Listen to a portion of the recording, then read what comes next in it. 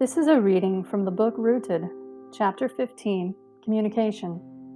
Communicate. There are numerous ways in which adults communicate with children. Very seldom are adults communicating in an empowering way with children. Much of what we see between adults and children is dominance-oriented. Adults talk down to children to demand obedience or to establish power. Other adults praise everything the child does, regardless of the activity or choices made by the child. Neither of these options provide a healthy reflection for the child to learn from. Children do not learn autonomy under either option. One instills fear, while the other instills contempt. Fear is a major factor in abuse, and the results have been discussed in previous chapters. The contempt aspect is a direct result of the child not having a strong platform from which they can interpret what is safe and good for them. No guidance was offered when it was requested. Children are intelligent, and they always ask for what they need. Many adults do not listen. Adults should never talk at a child.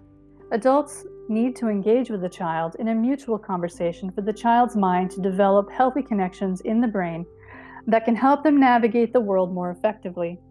This requires a conversation of equals. Without equality, the child's brain will automatically go into survival responses, and those development patterns become learned behaviors for the rest of their lives.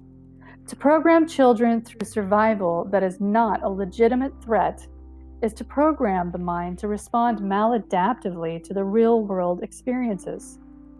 This has long-term consequences on their ability to function in society and within their interpersonal relationships. Communicating as equals also provides the child language processing skills that they can use throughout their lifetime, which will empower their autonomous success far into adulthood. Ways in which communication can be accomplished look like the following examples. Listen to children. Do not talk at them or direct them. Mirror safety and order. Do not be the chaos or something to fear. Allow children to freely play and explore independently. Allow children space and opportunities to fail and struggle. Make your communication an intentional effort to understand. Boundaries are developed in children by exposure to boundaries in adults. If the adult feels entitled to violate another's boundaries, the child will violate another's boundaries. This includes adults violating children's boundaries. This can be emotional, physical, or intellectual. Provide guidance by the side. Help the child understand what they are exploring when they ask. Do not decide for them what they are to learn. Let them determine what they wish to learn, and then provide the materials they need to do this and help them when they request it. Do not interrupt them. Express your boundaries and limits in a respectful manner. This teaches children to also express their boundaries and limits in a respectful manner. Then respect those boundaries and limits. Frequent areas that are commonly used by adults toward children that are counter to the above examples include speaking to children in impatient and demanding ways. Doing so teaches the children to also respond in impatient and demanding ways. The following examples are common communication skills used by adults with children that do not adhere to patience and respect of the child or anyone else they are speaking to in this manner. What's wrong with you? Be patient. You're fine. Stop crying. Calm down. Stop making a big deal about it. It's not scary. Come on, do it anyway. You'll be fine. Eat all of your food. Be quiet. Sit still. Stop complaining. Stop whining. Because I said so. Don't be silly.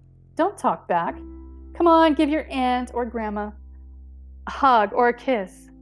You can't have it until you say please. I will take something important away from you if you don't do what I say. After reviewing this list, it is likely that the reader will find themselves feeling stress after identifying behavior patterns that they may have. This may also be followed by defending these choices, and cognitive dissonance may start to take over. However, after deep reflection, it should be obvious how these word choices are domineering and disempowering to anyone who should be on the receiving end of them. These are condescending and disrespectful words. They do not represent safety or consideration of the child's feelings or needs. It is all about the adult. What this teaches the child is how to disempower others and that they are of little value.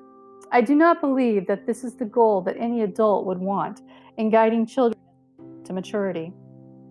The goal is to raise responsible adults who will take care of their lives and families, yet we raise and teach children to be afraid of not pleasing the adults in their lives, who become angry with the child for not letting the adult control them. Responsibility does not grow out of being controlled. What comes from being controlled is trained trauma behavior. This disengages the victim's mind from the purpose behind the action other than to avoid future injury from the person who is the most current threat to their survival. Manipulation and external influence do not create responsible and accountable adults. Instead, the dominating person takes responsibility away from them, creating disempowered people. Simultaneously, the person taking the responsibility away blames the other person for not meeting their demands as they see fit, which is ultimately what narcissistic abusers do. This is an abuse cycle.